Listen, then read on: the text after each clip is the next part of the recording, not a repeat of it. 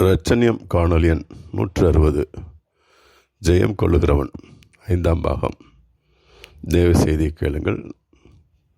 செய்தியை வழங்கியவர் சகோதரர் அலெக்ஸ் தர்மராஜ். செய்தியை கேட்டு தேவ ஆசீர்வாதம் பெறுங்கள். கர்த்தர் உங்களை ஆசீர்வதிப்பாராக. ஆமென். நன்றி.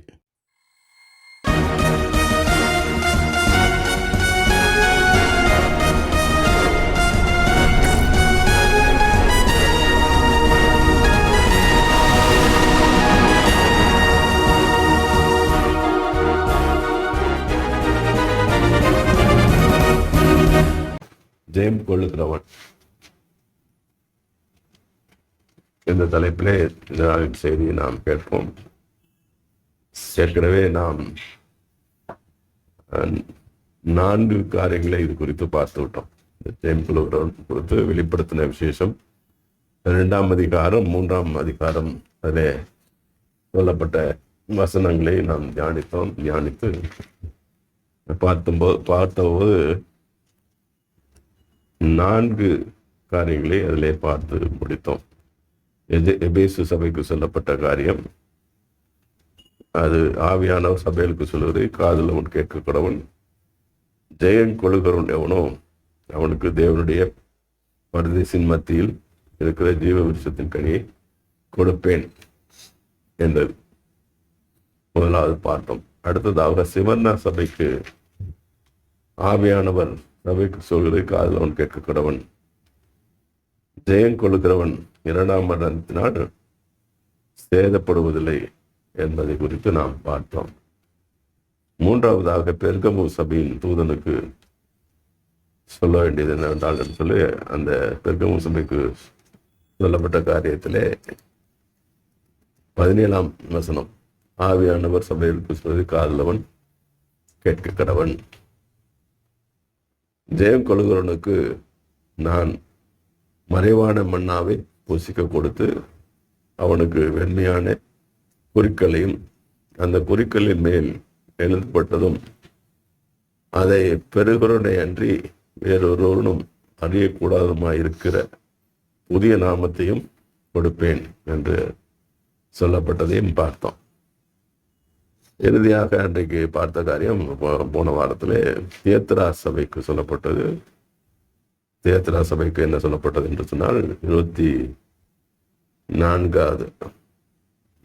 26வது வசனம், ஜெயம் கொண்டு முடிவு பரிந்தும் என் கிரியைகளை கை கொள்கிறவன் எவனோ அவனுக்கு நான் என் பிதாவினிடத்தில் அதிகாரம் பெற்றது போல ஜாதிகள் மேல் அதிகாரம் கொடுப்பேன் என்று நான் பார்த்தேன். இன்றைக்கு 3ஆவது அதிகாரத்திலே சர்தை சபைக்கு சொல்லப்பட்டதாக கூறப்படுகிற காரியத்திலே 5வது வசனம், ஜெயம் கொள்கிறவனோ அவனுக்கு வெண்வஸ்திரம் கற்பிக்கப்படும். ஜீவ புஸ்தகத்திலிருந்து அவனுடைய நாமத்தை நான் திருக்கி போடாமல் என் பிதா முன்பாகவும் அவருடைய தூதர் முன்பாகவும் அவன் நாமத்தை அறிக்கையிடுவேன். இங்கே சொல்லப்படுகிற காரியத்தை, அவனுக்கு வெண்வஸ்திரம் தரிப்பிக்கப்படும். அடுத்ததாக ஜீவ புஸ்தகத்திலிருந்து அவனுடைய நாமத்தை நான் கிறுக்கி போடாமல் என் பிதா முன்பாகவும் அவருடைய தூதர் முன்பாகவும் அவன் நாமத்தை அறிக்கையிடுவேன் என்று சொல்லப்பட்டிருக்கிறது.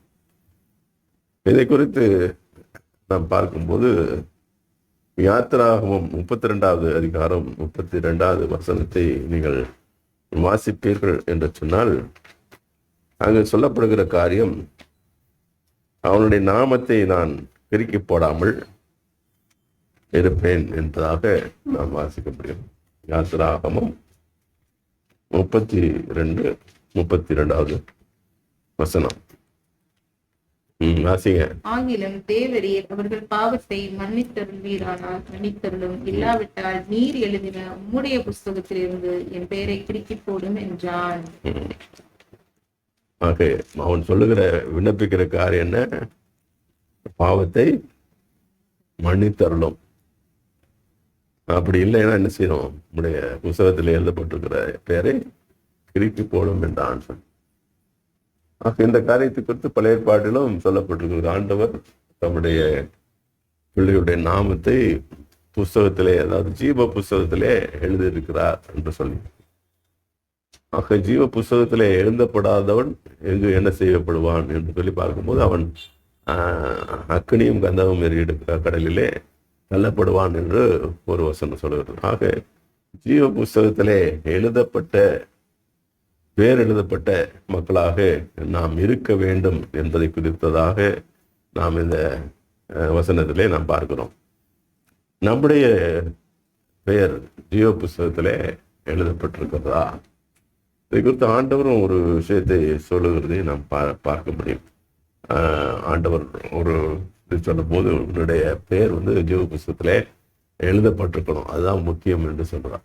ஆக உன்னுடைய வாழ்க்கையிலே ஆண்டவருடைய பிள்ளைகளாக நாம் இந்த உலகத்திலே வாழும்போது ஒரு காரியத்தை நாம் உறுதியாக மனதில் வைத்துக் கொள்ள வேண்டும். நம்முடைய நாமம் ஆண்டவருடைய ராஜ்யத்திலே அந்த ஜீவ புஸ்தகத்திலே எழுதப்பட்டிருக்கிறது. அது என்றென்றைக்கும் அதிலே எழுதப்பட்டு இருக்க வேண்டும். அது கிறுக்கி போடக்கூடாது. ஏற்கனவே ஒரு வசனத்தை வாசம், பாவத்தை மன்னிக்கலைன்னா அதை திருக்கி போடும்னு சொல்லி. ஆக அடுத்ததாக பிலிப்பியர் 4ஆம் அதிகாரம் 3ஆம் வசனத்தை வாசிப்போம். ஆக நம்முடைய நாமம், நம்முடைய பெயர் அவருடைய ஜீவ புஸ்தகத்திலே எழுதப்பட்டிருக்கிறதா? அப்படி எழுதப்பட்டிருந்தால், ஆண்டவரே என்னுடைய நாமம் அதிலே என்னடைக்குமாக இருக்கணும், கிறுக்கி போடக்கூடாது. ஆண்டவரே அதற்கு தகுதியானவனாக என்னை நடத்தும் என்று சொல்லி ஒவ்வொரு நாளும் நாம் பயத்தோடும் பக்தியோடும் இந்த உலகத்திலே வாழ வேண்டும். பிலிப்பியர் 4ஆம் அதிகாரம் 3ஆம் வசனத்தை. அன்றியும் என் உத்தம கூட்டாளியே, அவர்களுக்கு உதவியா இருக்கும்படி உன்னையும் வேண்டிக் கொள்கிறேன். அவர்கள் கிளெமெந்தோடும் மற்ற என் உடன் வேலையாட்களோடும் கூட சுவிசேஷ விஷயத்தில் என்னோட கூட மிகவும் பிரயாசப்பட்டார்கள். அவர்களுடைய நாமங்கள் ஜீவ புஸ்தகத்தில் இருக்கிறது. அவருடைய நாமங்கள் ஜீவ புஸ்தகத்திலே இருக்கிறது. அவங்கெல்லாம் ஊழியக்காரங்க, அவங்களோட கூட சேர்ந்து செஞ்ச ஊழியர்கள். அவர்கள் நாம எல்லாம் எங்க இருக்கு? ஜீவ புஸ்தகத்துல எழுதப்பட்டிருக்கிறது என்று தைரியமாக சொல்கிறதை நாம் பார்க்கிறோம். ஆக இன்றைக்கு இங்க இருக்கிற நாம் அப்படிப்பட்ட காரியத்தை நாம் தைரியமாக சொல்ல முடியுமா என்ற கேள்வி நான் உங்கள் மத்தியில் வைக்கிறேன். நம்முடைய நாமங்கள் ஆண்டவருடைய ராஜ்யத்திலே அந்த ஜீவ புஸ்தகத்திலே எழுதப்பட்டிருக்கிறதா என்பதை குறித்ததாக நாம் இந்த நாளில் சிந்திப்போம். இறுதியாக வெளிப்படுத்த விசேஷம் 19வது அதிகாரம் 8ஆம் வசனத்தை நாம் வாசிப்போம். வெளிப்படுத்தல் 19:8. உத்தமும் பிரகாசமும் உள்ள மெல்லிய வஸ்திரம் தரித்துக் கொள்ளும்படி அவளுக்கு அளிக்கப்பட்டது. மெல்லிய வஸ்திரம், ஆமா, அந்த மெல்லிய வஸ்திரம் தரிக்கப்பட்டது. இந்த வசனத்திலே நாம் பார்த்த காரியம் ஏற்கனவே அந்த வெளிப்படுத்தின விசேஷம் 3வது அதிகாரம் 5ஆம் வசனத்தை பார்த்தோம். மெல்லிய வஸ்திரம் தரிக்கப்பட்டது என்று சொல்லி, அந்த மெல்லிய வஸ்திரம் பரிசுத்தவான்களின் நீதிகளே என்று பார்ப்போம். ஆக நம்முடைய வாழ்க்கையிலே பரிசுத்தவான்களுடைய நீதி என்று சொல்லக்கூடிய அந்த நீதி நிறைந்த வாழ்க்கை, உத்தமம் நிறைந்த வாழ்க்கை, பரிசுத்தம் நிறைந்த வாழ்க்கை நாம் செய்யணும். அதான் பரிசுத்தவான்கள் நீதி என்று சொல்லப்பட்டிருக்கிற அந்த வெண் வஸ்திரம். இங்க வெள்ளையா வஸ்திரம் தரித்து போவது அல்ல. சில கூட்டத்தார் அப்படிதான் போவாங்க சபையில், எப்படி வெள்ளையா போவாங்க. ஆனா உள்ளத்துல எப்படி இருக்கும்? கருப்பா இருக்கும், இருளா இருக்கும். ஆனா வெளிப்பிரகாரமாக எப்படி இருப்பாங்க? வெள்ளையா போவாங்க, வருவாங்க, நகை நட்டு கூட அணிய மாட்டாங்க.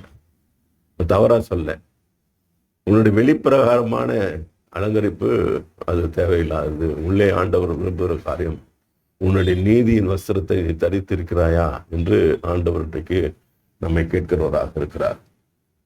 இந்த நாளிலே நாம் பார்த்த காரியம், ஜெயம் கொள்ளுகிறவன் என்ன செய்யணும்? வெளிப்படுத்துகிற விசேஷம் 3வது அதிகாரம் 5ஆம் வசனத்திலே பார்த்தது போல, ஜெயம் கொள்ளுகிறவன் எவனோ அவனுக்கு வெண் வஸ்திரம் கற்பிக்கப்படும்.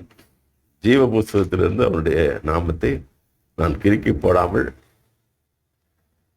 என் பிதா முன்பாக அவருடைய தூதன் முன்பாகவும் அவன் நாமத்தை அறிக்கையிடுவேன் என்று சொன்னார். ஆக லூக்கா 12ஆம் அதிகாரம் 8ஆம் வசனத்தை வாசிங்க. லூக்கா 12:8. அன்றியும் நான் உங்களுக்கு சொல்லுகிறேன், மனுஷர் முன்பாக என்னை அறிக்கை பண்ணுகிறவன் எவனோ அவனை மனுஷகுமாரனும் தேவதூதர் முன்பாக அறிக்கை பண்ணுவார். தேவதூதர் முன்பாக, இங்கே அந்த வசனம் தான் அப்படிதான் சொல்லியிருக்கு. அவருடைய தூதர் முன்பாகவும் அறிக்கை செய்வார். பிதா முன்பாகவும் அவருடைய தூதர் முன்பாகவும் என் நாமத்தை அறிக்கையிடுவேன், அவன் நாமத்தை அறிக்கையிடுவேன் சொல்றேன். ஆக நம்முடைய நாமங்கள் ஆண்டவருடைய ராஜ்யத்திலே தூதர்கள் முன்பாகவும் பிதா முன்பாகவும் என்ன செய்யப்படும்? அறிக்கை செய்யப்படும். அதுக்கு தகுதியுடைய மகளாக நாம் இந்த பூலோகத்திலே வாழ்வது, அது வாழ வேண்டும்.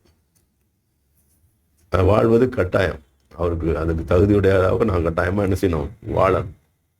அப்படி வாழவில்லை என்று சொன்னால் நம்முடைய நாமங்கள் ஆண்டவருடைய ராஜ்யத்திலே அறிக்கை செய்யப்படாது. அது மேலும் அந்த வசனத்தை வாசிக்கும் போது என்ன சொல்லியிருக்காரு? மனுஷன் முன்பாக என்னை மறுதலிக்கிறவன் தேவதூதர் முன்பாக ஆமா, மறுதலிப்பான். அதுக்கு முன்னாடி தைரியமா என்ன சொல்லணும்? வெட்கப்படாம சொல்லணும் இல்லையா? அந்த வசனத்துல அப்படித்தானே சொல்லியிருக்கு. 8வது வசனம். மனுஷன் முன்பாக என்னை அறிக்கை பண்ணுகிறவன் அறிக்கை செய்யணும். மனுஷன் முன்பாக அவரை அறிக்கை செய்யணும். ஆண்டவரை பற்றி, ஆண்டவருடைய காரியத்தை பற்றி, ஆண்டவருக்கு சாட்சியாக வாழும்போது நாம் மனுஷருக்கு முன்பாக அவரை அறிக்கை செய்கிறவர்களாக இருக்கிறோம். அவரை அறிக்கை செய்கிற மக்களாக நாம் வாழ்கிறோமா என்று நாமே ஆராய்ந்து பார்ப்போம்.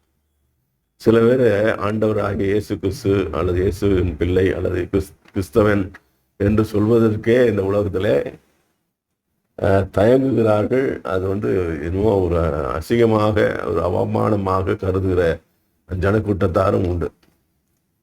வெளியிலே அவர்கள் காட்டிக்கொள்ளாமல் இருப்பாங்க, நான் கிறிஸ்தவன் அப்படின்னு சொல்லி. எங்கள் ஆஃபீஸ்லாம் அப்படிப்பட்ட ஆட்கள்லாம் நான் பார்த்துருக்கேன். அப்படிப்பட்ட நபர்களெல்லாம் பார்த்துருக்கேன். அதனால தான் நான் சொல்கிறேன். அப்படி அல்ல. ஆண்டவரை நாம் என்ன செய்யணும்? அறிக்கை செய்யணும்.